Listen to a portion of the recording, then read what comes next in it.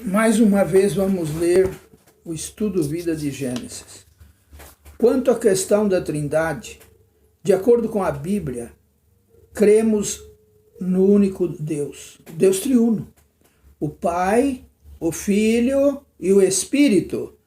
Cremos exatamente no que a Bíblia diz, mas alguns dizem que na definição da Trindade, segundo o seu conceito, que Pai, Filho e Espírito são três pessoas distintas, natureza de um Deus único.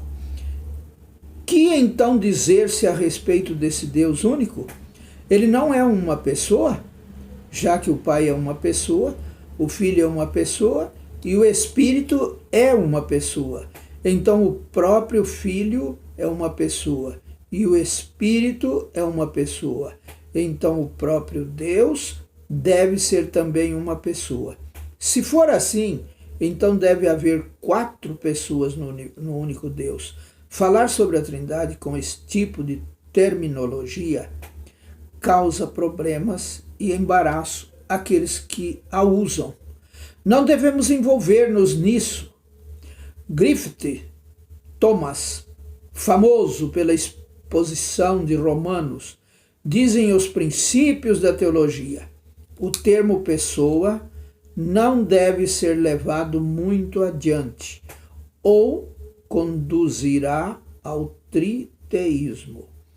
A verdade e a experiência da Trindade não dependem da terminologia teológica. A Trindade é um mistério insondável. Ninguém pode explicá-la adequadamente. Só podemos dizer que, conforme a Bíblia, há um único Deus, que ele é triuno, o Pai, o Filho e o Espírito. E Isaías 9, verso 6 diz que o Filho é o Pai. E 2 Coríntios 3,17 diz-nos que o Senhor é o Espírito. Nós simplesmente cremos em tudo que a Bíblia diz. Não podemos dizer nada mais.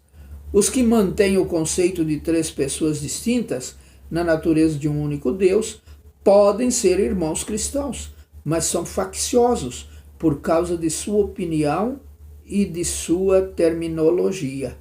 Mesmo que mantivessem aquele tipo de conceito, desde que creio no único Deus triuno, o Pai, o Filho e o Espírito, e no Senhor Jesus, que é o Filho de Deus encarnado para ser o nosso Salvador, que morreu na cruz pelos nossos pecados, mediante o derramamento de seu sangue para nossa redenção, que ressurgiu no terceiro dia e que é agora o Senhor nos céus, bem como a vida dentro de nós. Nós os reconhecemos como irmãos em Cristo. Cremos na Trindade de acordo com a palavra, a pura palavra da Bíblia. Não deveríamos ser dogmáticos, sustentando conceitos ou terminologias, teologias que levam à divisão. Estamos aqui para a unidade do corpo na restauração do Senhor.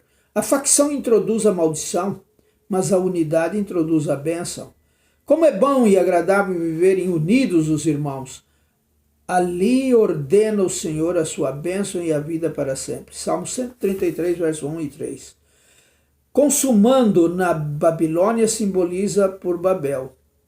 Das nações surgiu Babel. Isso significa que Babilônia surgiu das denominações.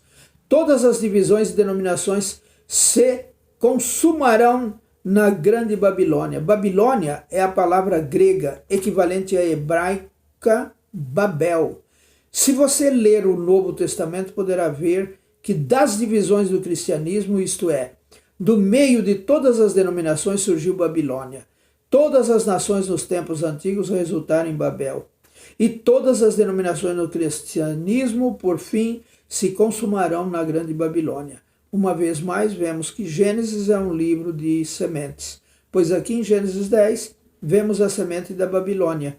E em Apocalipse 17 e 18, temos a colheita da grande Babilônia. Da linha da maldição. Babel saiu das nações que estavam na linha da maldição. Capítulo 10 de Gênesis, verso 6, verso 8. A linha amaldiçoada estava em Cã. Cuxi, o construtor de Babel, era filho de Cã. E Nimrod, o filho de Cuxi, tornou-se o primeiro rei sobre o reino de Babel. Isto é um tipo do cristianismo. O cristianismo é inteiramente tipificado pelas nações. Babel surgiu das nações da linha amaldiçoada. Qual foi a causa da maldição? Rebelião. Cã foi amaldiçoado por causa de sua rebelião contra o governo de Deus. Seus descendentes, debaixo da maldição de Deus, por causa de sua rebelião contra o governo divino, foram utilizados por Satanás para estabelecer seu sistema satânico, Babel. O mesmo é verdade hoje. Babilônia tem sido construída pelos cristãos que não se importam com o governo de Deus, mas com o seu próprio reino. Em toda denominação, inclusive na Igreja Católica Romana, existem cristãos verdadeiros, salvos, são o povo de Deus e pertencem ao Senhor.